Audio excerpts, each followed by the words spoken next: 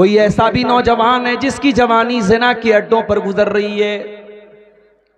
कोई ऐसा भी नौजवान है जिसकी जवानी अपनी आंखों को गलत चीजों को देखने में गुजर रही है।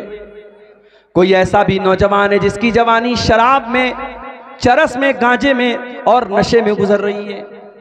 कोई ऐसी भी नौजवान लड़की है जिसको अल्लाह ताला ने जवानी की नेमत भी दिया है, खूबसूरत भी बनाया है, और वो अपनी खूबसूरती का गलत इस्तेमाल कर रही है। वो ज़िनाकारी के रास्ते पर जा रही है, वो बदकारी के रास्ते पर जा रही है। कान खोल करके सुन लो मेरे नौजवान भाइयों, मेरी नौजवान बहनों, मेरे प्यारे नौजवान साथियों, इस जवानी की नेमत का अल्लाह ताला हम सबसे हिसाब अलग से लेगा। सारी जिंदगी का हिसाब तो होगा, अलग से क़यामत के दिन जवानी का हिसाब हमें अलग से देना पड़ेगा। अल्लाह के प्यारे नबी फरमाते हैं, ला तज़ूलु क़दमा इब्ने आदम मिन इंद रब्बिही यौमल क़ियामा। क़यामत के दिन कोई इंसान अपनी जगह से हिल नहीं पाएगा जब तक वो 5 सवालों का जवाब न दे दे।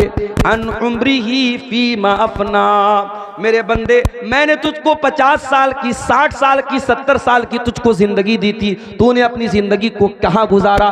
तूने अपना जीवन कहाँ गुजारा? तेरी 60 साल की जिंदगी कहाँ गुजरी? तू हिसाब दे। दूसरा सवाल, वन शबाबिही फीमा अबला, मेरे बंदे तूने अपनी जवानी को कहाँ गुजारा? जो 20 साल से लेकर के 40 साल का दौर था, जो ताकत का दौर था, जो एनर्जी का दौर था, मेरे बंदे तूने जवानी के दौर को कहाँ गुजारा?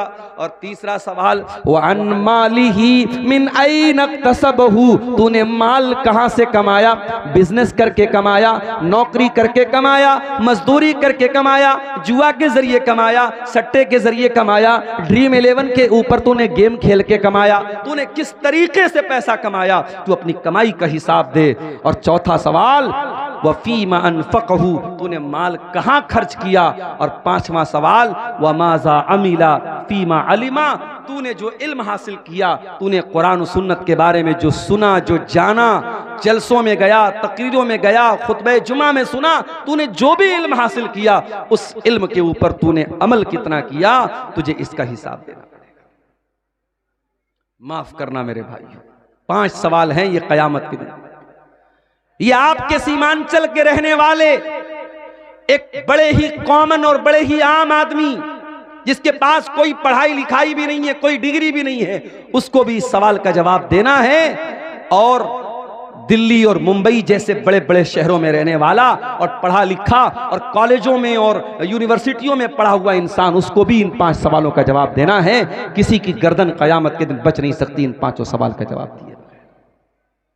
और इसमें जो 5वां सवाल होगा, वमाजा अमील फीमा अलिमा, तूने जो इल्म हासिल किया, उस इल्म के ऊपर तूने अमल कितना किया? ये सीमांचल के लोगों को इस सवाल का जवाब ज्यादा देना पड़ेगा। अक्टूबर का महीना शुरू हो चुका है, आधा के करीब खत्म भी हो चुका है, नवंबर बाकी है, दिसंबर बाकी है।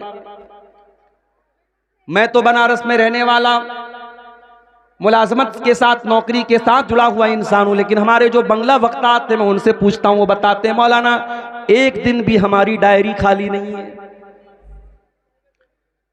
अक्टूबर के पूरे महीने में उनके प्रोग्राम, नवंबर के पूरे महीने में उनके प्रोग्राम, दिसंबर के पूरे महीने में उनके प्रोग्राम। पूछो कहां प्रोग्राम हो रहे हैं? कहेंगे सीमांचल में, किशनगंज में प्रोग्राम हो रहे हैं, अररिया में प्रोग्राम हो रहे हैं, फारबिसगंज में प्रोग्राम हो रहे हैं, पूर्णिया में प्रोग्राम हो रहे हैं, कटिहार में प्रोग्राम हो रहे हैं।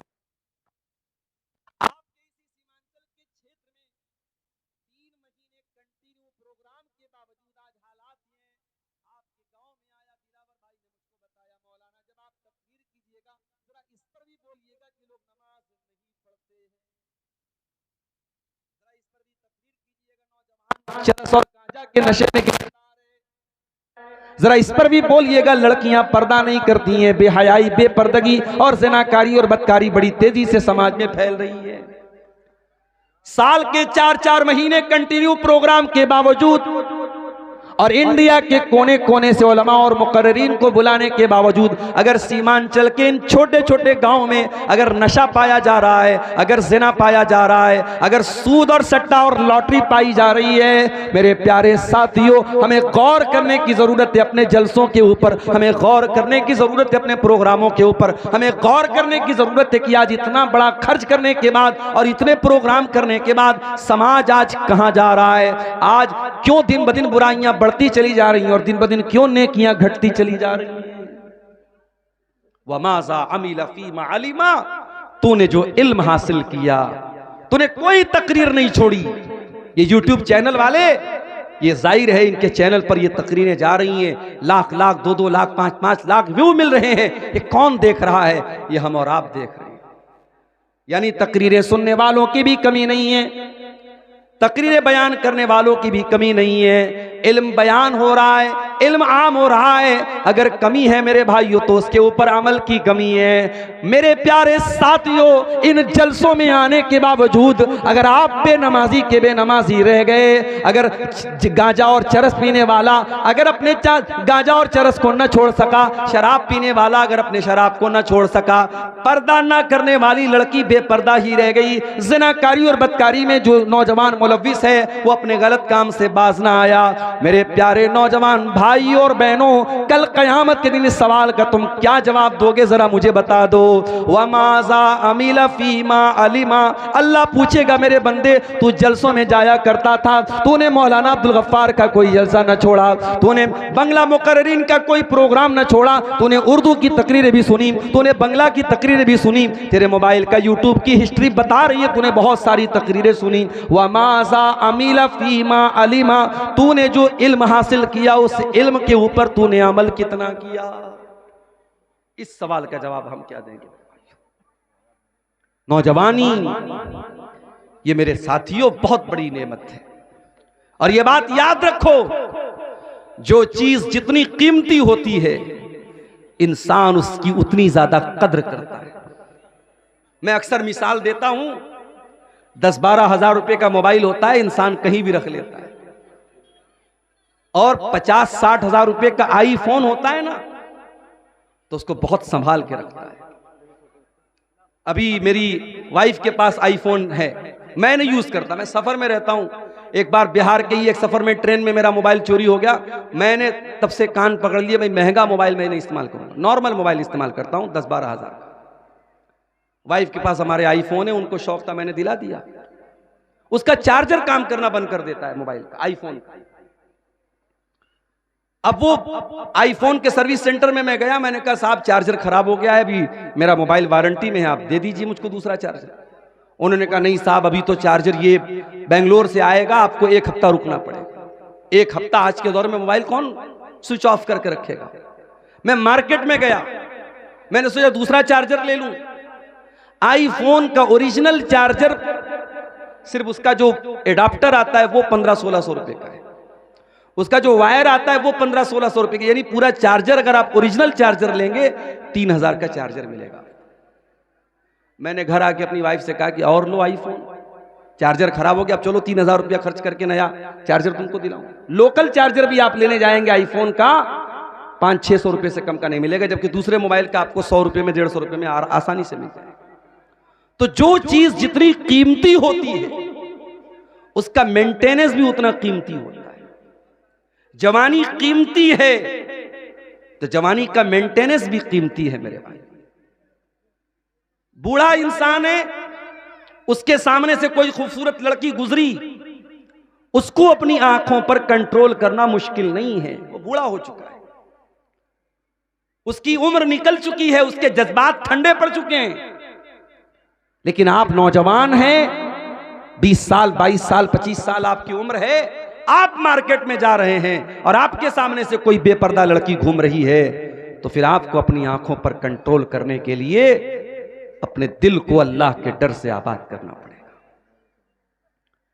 बूढ़ा इंसान है, फजर की अजान हो रही है, अस्सलातु खैरुम मिनन नौम की आवाज आ रही है, जल्दी से नींद खुल जाती है, बिस्तर छोड़ता है, वजू करता है, मस्जिद में आ जाता है। वहीं पर एक नौजवान जो रात को 2-2 बजे तक 3-3 बजे तक मोबाइल में लगा हुआ था, वो फजर के टाइम उसको अपनी नींद को कुर्बान करके मस्जिद में आना बहुत मुश्किल काम है। मगर मेरे प्यारे साथियों, इसी मुश्किल काम की अल्लाह ताला क्या बड़ी वैल्यू है। अल्लाह के प्यारे नबी फरमाते हैं कल क़यामत का दिन होगा, सूरज 1 मील की दूरी पर होगा, लोग गर्मी से बेहाल होंगे, लोग धूप से बेहाल होंगे, लोग पसीने में डूबे हुए होंगे। गर्मी के उस आलम में अल्लाह के नबी फरमाते हैं कि अल्लाह ताला 7 लोगों को अपने अर्श का साया देगा। 7 ऐसे खुश नसीब होंगे जिनको अल्लाह ताला अपने अर्श का साया देगा। वो कौन 7 खुश नसीब होंगे? उसमें एक इंसान वो भी होगा, फरमाया वशाबुन नशा फी इबादतिल्लाह, वो नौजवान जिसकी जवानी अल्लाह ताला की इबादत में गुजरी हो, जिसकी जवानी अल्लाह की इबादत में गुजरी हो, जिसने नमाजों की पाबंदी की हो, जिसने अल्लाह की इबादत की पाबंदी की हो, उस नौजवान को अल्लाह तबारक व तआला क़यामत के दिन जब सूरज 1 मील की दूरी पर होगा, अल्लाह तबारक व तआला उसको अपने अर्श का साया। तो मेरे भाइयों, जवान इंसान का इबादत में अपने आप को लगाना ये आसान काम नहीं है, मुश्किल काम है। और इस मुश्किल काम को करने का सवाब क्या है? अल्लाह के प्यारे नबी फरमाते हैं वशाबुन नशा फी इबादतिल्लाह, वो नौजवान जिसकी जवानी अल्लाह की इबादत में गुजरी। आज हमारा नौजवान कहां जा रहा है? आज मस्जिदों में जाकर के आप देख लें, जलसा हो रहा है, प्रोग्राम हो रहा है। फजर की नमाज में आप इसी इलाके की मस्जिद में जाकर के देख लें, आपको बहुत कम नौजवान मिलेंगे जो फजर की नमाज जमात के साथ पढ़ते हैं। अभी मेरे पास एक लड़के का फोन आया, झारखंड का रहने वाला लड़का, मेडिकल की तैयारी कर रहा है कोटा के अंदर। हम जानते हैं कोटा, बस कीजिए, अब थोड़ा शांति बनाए रखिए ना, डिस्टर्ब मत कीजिए। कोटा राजस्थान का एक बड़ा मशहूर शहर है, मेडिकल की तैयारी होती है वहां, पूरे इंडिया से लड़के लड़कियां वहां जाके मेडिकल की तैयारी करते हैं। मेरे पास फोन आया, लड़का रहने वाला कहां का है? झारखंड का, पाकुड़ का। कल शाम की बात बता रहा हूं आपको, मैं इलाहाबाद में था, बनारस से 100 किलोमीटर दूर। उसका फोन आया मेरे पास, उसने कहा मौलाना साहब एक बात आपसे कहनी है। मैंने कहा बताइए क्या बात है? उसने कहा मौलाना साहब मैं कोटा में मेडिकल की तैयारी करने आया हूं। मैंने 6 महीना पहले एक लड़की को देखा, वो लड़की सर से पैर तक नकाब में रह करके मेडिकल की तालीम हासिल कर रही थी। मैं बहुत खुश हुआ, चलो इस बेहयाई के दौर में हमारी कोई मुसलमान बहन है जो पर्दे के अंदर रह करके डॉक्टरी की तालीम हासिल कर रही है, मेडिकल की तालीम हासिल कर रही है।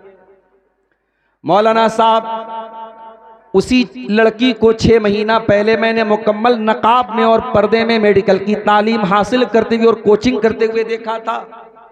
और अब जो बात मैं आपको बता रहा हूं, वो लड़का मुझसे फोन पर कहता है मौलाना मैं ये बात इस जज्बे के साथ कह रहा हूं कि मेरा दिल खून के आंसू रो रहा है।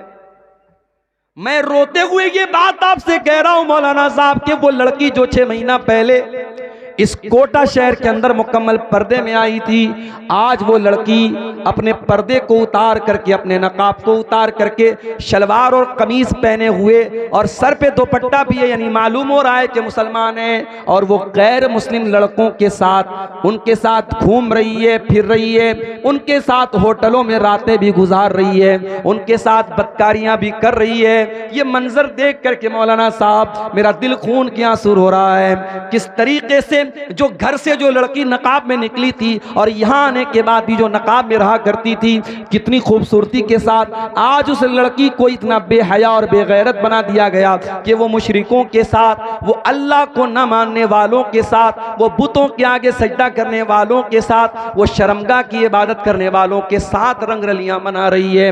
मौलाना साहब हमारी गैरत कहां मर गई? वो नौजवान रो रहा है और फोन पर मुझको ये मामला बता रहा है और कह रहा है कि आप मुझे बताइए कि मैं क्या करूं। मैंने कहा मेरे भाई, जो बात तुम मुझे बता रहे हो ये कोई नई बात नहीं है, तुमने एक मिसाल देखी है, इस तरीके की सैकड़ों मिसालें हर शहर में आज मौजूद हैं। कोई मुसलमानों की बस्ती और मुसलमानों का इलाका खाली नहीं है जहां ये वबा और ये जरासीम जहां न पहुंच चुके हों। कल तक दिल्ली से खबरें आती थी, मुंबई से, कलकत्ता से खबरें आती थी, मुसलमान लड़की गैर मुस्लिम के साथ भाग गई, काफिर हो गई, मुर्तद हो गई। अब कटिहार से भी खबरें आना शुरू हो गई हैं, अब पूर्णिया और किशनगंज से भी हालात और वाकयात मिलने लगे, अब बनारस और मऊ से भी वाकयात मिलने लगे, अब छोटे छोटे शहरों से भी ये वाकयात मिलने लगे।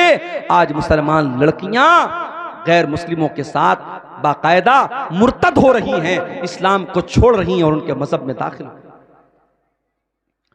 मेरे प्यारे भाइयों, इस्लामी तारीख में ऐसा दौर कभी नहीं देखा गया।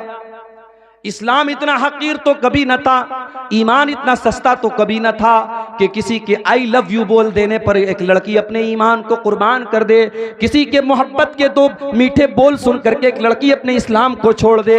ये दौर आज हम बदनसीबों को देखना पड़ रहा है। मेरे प्यारे भाइयों, हमने तो तारीख में पढ़ा था जब सलाहुद्दीन अय्यूबी रहमतुल्लाह अलैह अपने फौजियों के साथ जब यहूदियों का मुकाबला कर रहे थे, जब बैतुल मुक़द्दस को यहूदियों के कब्जे से और सलीबियों के कब्जे से वो छुड़ा रहे थे, तो एक ऐसा दौर भी आया था कि यहूदियों ने अपनी लड़कियों को भेजा था और उन लड़कियों ने मुसलमान फौजियों को बाकायदा ऑफर किया था, अपने कपड़े को उतार करके अपने जिस्म को बरहना करके उन मुसलमान फौजियों का ईमान खरीदने की कोशिश की थी। मगर सलाहुद्दीन अय्यूबी रहमतुल्लाह अलैह के वो फौजी उन लड़कियों के बरहना जिस्म को देखने के बावजूद नहीं पिघले। उन्होंने कहा नहीं नहीं, ऐ यहूदी औरतों, हम तुम्हारे दामे फरेब में फंसने वाले नहीं हैं, हम तुम्हारे जाल में फंसने वाले नहीं हैं, हम तुम्हारे चक्कर में आने वाले नहीं हैं। हम अल्लाह के लिए और हम इस्लाम के लिए ये काम कर रहे हैं। और जब तक उन्होंने बैतुल मुक़द्दस को यहूदियों के और सलीबियों के कब्जे से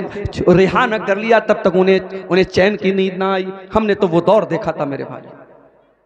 हमारी तारीख तो ऐसी रही है कि हजरते सुमैया रजी अल्लाह ताला अन्हा अपने जवान बेटे के सामने और अपने शौहर के सामने जब उनको जंजीरों में जकड़ दिया गया और अबू जहल ने धमकी दी कि ऐ सुमैया कोई जवान औरत नहीं है, 50-55 साल की बूढ़ी औरत है। अबू जहल कहता है, सुमैया अगर तूने मोहम्मद का दीन नहीं छोड़ा, तूने इस्लाम नहीं छोड़ा, हम तेरे जवान बेटे के सामने तुझे बरहना कर देंगे, तुझे नंगा कर देंगे, तेरे बदन के कपड़े छीन लेंगे।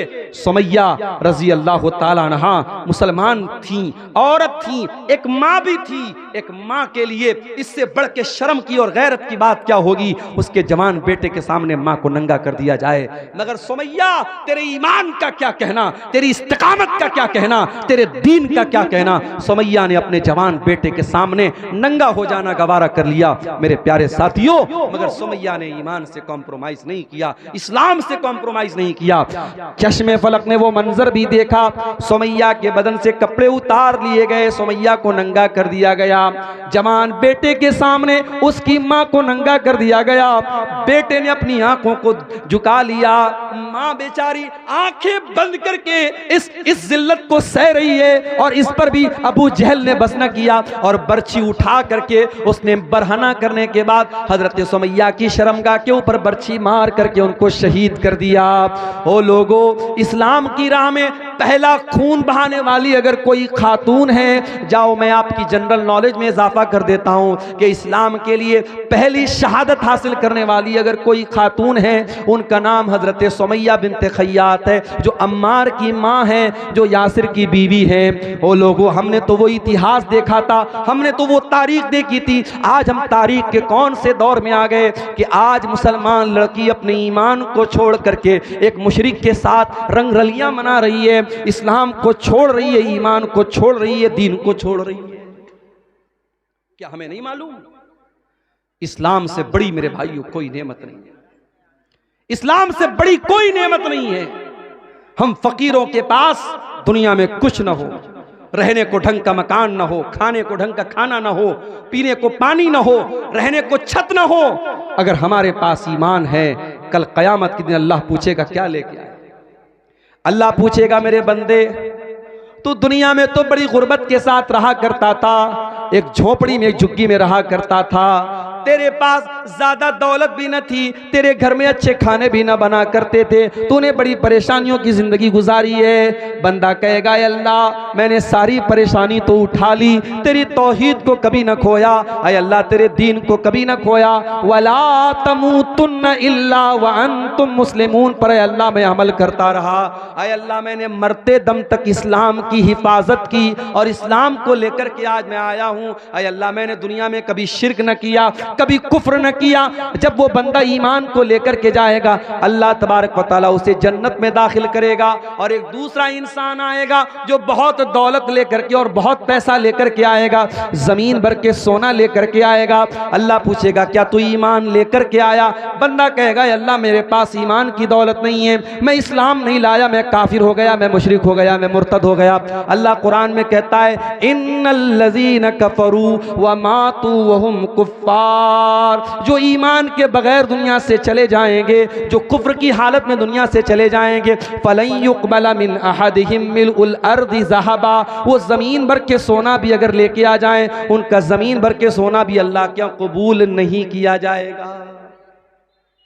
आज के नौजवान को तो मालूम ही नहीं है इस्लाम किसको कहते हैं, तौहीद किसको कहते हैं।